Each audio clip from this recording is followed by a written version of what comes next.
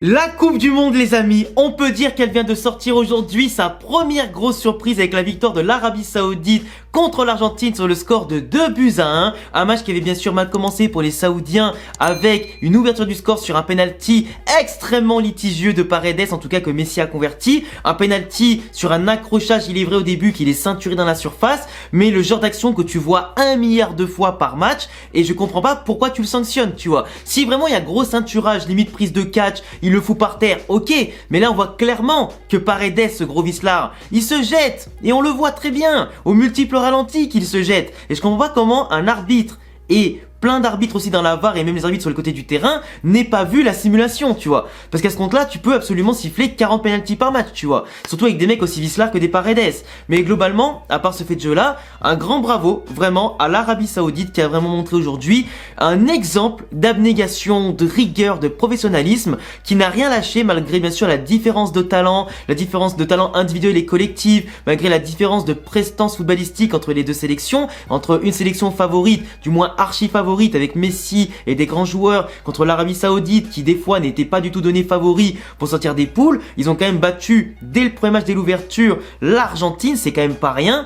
Personne n'est donné gagnant. Je pense que même si on te disait tu peux miser 100 000 balles gratuitement sur l'Arabie Saoudite, je suis pas sûr que tu l'aurais fait, tu vois. Mais clairement, l'Arabie Saoudite qui nous a montré aujourd'hui que tout est possible, que le football se joue à 11 contre 11 et que malgré que tu aies des temps de jeu, des arrêts de jeu infinissables, que tu subis pendant plus d'une mi-temps, etc. Là, j'avais l'impression que le match aurait pu durer 2 heures, 3 heures, 4 heures, 5 heures, que l'Arabie Saoudite n'aurait pas rompu sa défense une deuxième fois contre l'Argentine. C'est un truc de malade. Franchement, aujourd'hui, je suis vraiment étonné de voir une surprise comme ça, surtout avec une telle qualité et un groupe aussi soudé. Donc vraiment un grand bravo aux Saoudiens qui m'ont vraiment impressionné. En plus, ils ont perdu leur capitaine, du coup Salman Al-Faraj, du coup à la mi-temps, qui s'était blessé durant la première mi-temps, mais qui a continué jusqu'à la fin de celle-ci, mais qui justement a laissé sa place après. Du coup, il a donné son brassard à un autre joueur. Mais globalement, tu perds ton capitaine. T'es mené 1-0 et tu mets l'intensité dès le début au point de marquer 2 buts quasiment coup sur coup et en plus de ça, 2 buts magnifiques sur tes 2 premiers tirs cadrés du match, c'est vraiment exceptionnel. Le numéro 11 et le numéro 10 qui ont marqué, franchement, entre le deuxième but qui est magnifique en lucarne et il est vrai que si tu rejoues l'action 10 fois, il te la met qu'une seule fois, mais vraiment il a choisi le bon moment pour la mettre, et l'autre qui est vraiment excellent dans l'aspect contre, dans l'aspect justement effacement du défenseur, se mettre en bonne évidence, frappe croisée, petit filet opposé magnifique. Qu'est-ce que tu veux dire de plus? Qu'est-ce que tu veux dire de plus? Et en plus d'après les commentateurs, ce mec là qui a marqué, moi je le connais pas du tout, mais apparemment sur ses 4 derniers tirs cadrés, ces 4 derniers tirs, 4 cadrés, 4 buts. Qu'est-ce que tu veux dire de plus? Le mec c'est une machine d'efficacité quand il est dans les derniers mètres. C'est un truc de fou. Et il a bien choisi lui aussi son moment pour marquer un but. Et vraiment en plus la furia du coup de l'Arabie Saoudite durant le match, à partir de la deuxième mi-temps, était exceptionnelle. Et je pense que à part les joueurs, on peut aussi applaudir Hervé Renard qui non seulement c'est un entraîneur qui à mon sens est très sous-coté, mais qui arrive vraiment à instaurer de la discipline, de la rigueur et quelque chose d'exceptionnel. Parce qu'on avait aujourd'hui un plan de jeu de l'Arabie Saoudite qui était on va dire un petit peu suicidaire au début du match, mais qui a su être recadré au fur et à mesure. Quand je dis suicidaire, c'est parce qu'en fait ils avaient un bloc très haut, donc une ligne de défense qui était placée très haute pour essayer un petit peu de contrer la vitesse des Argentins qui étaient plus techniques et qui ont réussi justement par ce surplus technique par rapport aux Saoudiens à se mettre plus rapidement dans le bain de tout ça, d'avoir ainsi ce surplus d'expérience dans les grands matchs, etc. avec des joueurs qui jouent dans les plus grands clubs pour justement rentrer dans la compétition de la meilleure des façons par rapport à l'Arabie Saoudite peut-être qui ne misait pas encore vraiment, qui comprenait pas vraiment tout l'enjeu de ce match-là dès le début, qui était peut-être plus en pression, tu vois. Mais l'Argentine, qui est vue comme un favori, a assumé son statut dès le début avec un bloc qui était plus haut,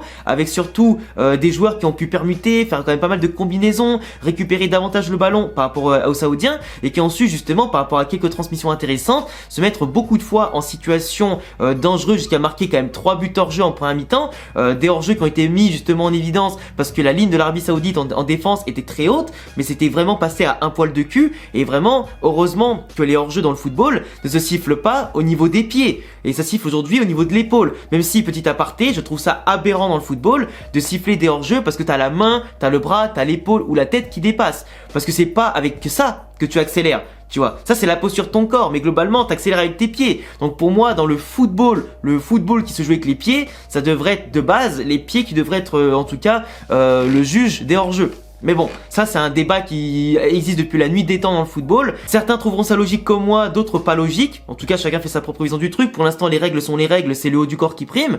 Mais globalement, t'as quand même beaucoup de hors-jeux qui ont été faits du coup à un poil de cul depuis des années et encore plus depuis le début de la compétition. Donc l'Argentine qui menait 1-0 injustement par rapport au penalty que moi-même je n'aurais jamais sifflé, tu vois, et que beaucoup d'autres n'auraient pas sifflé. Mais vraiment, ils auraient pu se mettre à l'abri plus tôt. Parce qu'en 20-25 minutes, ou même 30 minutes, l'Argentine surdominait ce match. Et l'Arabie Saoudite, qui a réussi à conserver quand même malgré tout l'abnégation, de rester sérieux, de pas se déconcentrer, de pas se laisser décourager surtout. Et globalement, ils ont fait les devoirs. Hervé Renard, à la mi-temps, je pense qu'il a dû réguler un petit peu plus sa ligne haute en l'abaissant un petit peu et en jouant un peu plus sur les contres, parce qu'il savait très bien que l'Argentine en défense, c'est pas non plus un monstre absolu, tu vois. Là, on pouvait dire au début, pour moi, que l'Argentine, il était favori, il était surpuissant en termes de, j'allais dire, comment on appelle ça, de contrôle et de maîtrise, mais c'était pour moi une fausse maîtrise, parce qu'en face, l'Arabie Saoudite, c'est pas non plus une des meilleures équipes du monde, c'est pas une équipe qui a beaucoup de contrôle du ballon, ils sont pas plus techniques que l'Argentine, ils ont du mal à se mettre en évidence, et donc globalement, les peu d'offensives qu'ils ont eu sur les longs ballons, les petits dribbles tentés un petit peu individuellement, c'était vite arrêté, donc on pouvait penser que l'Argentine était solide, etc., bien ancrée dans le match, mais globalement, dès que l'Arabie Saoudite a été réorganisée en deuxième mi-temps, avec une ligne un peu plus basse, des joueurs plus resserrés, des joueurs plus libérés aussi en se disant on n'a plus le capitaine, on perd 1-0, maintenant faut donner tout pour le tout. Bah bizarrement, sur les deux premières occasions, ils ont planté 2 buts. Et à la fin, c'est l'Argentine qui recule un petit peu, parce que l'Arabie Saoudite aurait même pu planter un 3e but pour assassiner le match. Mais globalement, après, derrière, l'Arabie Saoudite voyait qu'ils n'avaient plus trop d'occasions, ils avaient plus trop le ballon, parce que l'Argentine était vraiment à fond.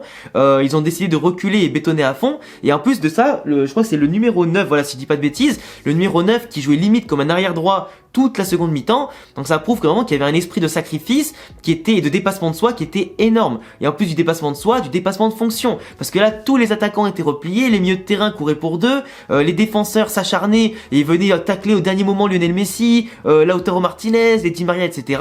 Vraiment, c'était au top du top. Ils ont laissé aucune occasion aux Argentins de vraiment tirer, parce que les Argentins, finalement, quand tu regardes le match, oui, il y a eu des transmissions en dehors de la surface, mais dès que ça s'approchait des 20 mètres, c'était des tentatives de balles par-dessus, des centres qui trouvaient personne, des frappes contrées 1 milliard de fois par le deuxième rideau défensif de l'Arabie Saoudite, mais pas le premier, tu vois.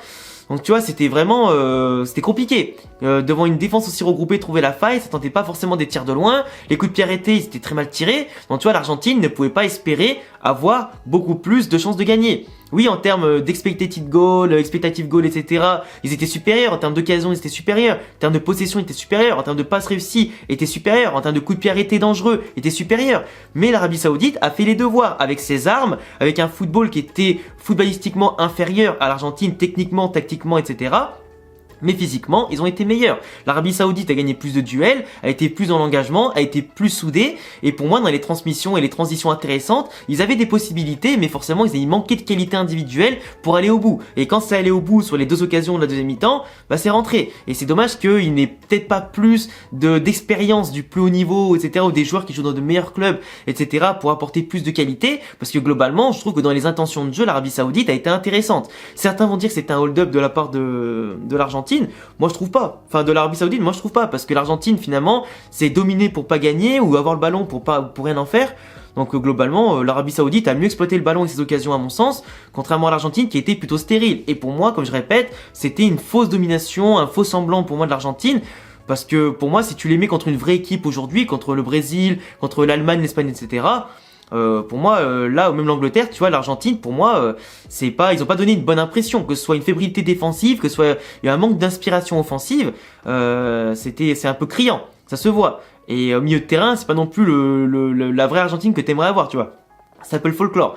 Lionel Messi qui a décroché, qui a essayé de faire tout ce qu'il pouvait, mais il n'a pas non plus été ultra inspiré. Di Maria est un peu transparent. Lautaro, plus souvent hors-jeu qu'autre chose. Il n'y a pas vraiment eu de mecs qui ont fait la différence, malgré les changements qui ont été faits très tôt, dès le début de deuxième mi-temps. Voilà, il n'y a pas eu non plus de lumière qui sont venus. Des mecs comme Julian Alvarez, de Enzo Fernandez, etc. Et pour moi, malgré la bonne intention des latéraux qui ont essayé d'apporter des choses offensivement, si t'es trop imprécis, t'apportes rien. Donc pour moi, tu vois, l'Argentine a été trop impatient, a été trop, j'allais dire, dans le manque d'efficacité et trop aussi perturbés peut-être par l'enjeu. Et aussi au bout d'un moment, ils se sont laissés un petit peu avoir aussi par le contexte, je pense, et la nervosité. Et pour moi, ça peut leur coûter cher parce que je pense qu'ils vont quand même se qualifier. Il y a encore la Pologne et le Mexique à affronter et le prochain match, ils le jouent contre le Mexique. Donc tu vois, à voir comment le Mexique va jouer tout à l'heure contre la Pologne, mais suivant qui va gagner entre la Pologne et le Mexique, ça peut vraiment mettre la pression directement sur l'Argentine. À voir, parce qu'après les connaissants, il peut peut-être y avoir un match nul qui peut leur laisser des possibilités, mais de toute façon l'Argentine a toujours son destin entre ses mains. À voir après s'ils arrivent à battre le Mexique, mais si globalement l'Argentine ne bat pas le Mexique, moi je vous dis directement qu'ils passeront pas. Mais ou alors ils seront peut-être deuxième de poule, et à voir comment la France finira eux dans leur poule, parce que si la France finit premier, l'Argentine deuxième, ou inversement, ils s'affronteront en huitième de finale, pour un remake du coup des huitièmes de 2018, donc à voir comment ça peut se passer. Mais globalement l'Argentine, je les sens pas dominateurs, je les sens pas inspiré avec le ballon surtout, et pour moi victoire en tout cas impressionnante de l'Arabie Saoudite qui offre la première surprise du mondial 2022. Donc en tout cas les gars, voilà, c'est tout pour cette vidéo débrief en tout cas à chaud du match entre l'Argentine et l'Arabie Saoudite. Je vous laisserai me donner en commentaire toutes vos impressions, abonnez-vous, cochez la cloche pour pas rater les prochains débriefs dont celui de ce soir entre la France et l'Australie. Je parlerai bien sûr un petit peu du match du Danemark etc, et de Mexique-Pologne tout à l'heure aussi dans le débrief de ce soir. Du coup n'hésitez pas à vous abonner, le petit pouce bleu pour me soutenir bien entendu, mes réseaux en description, et à bientôt pour une prochaine vidéo. Ciao les gars.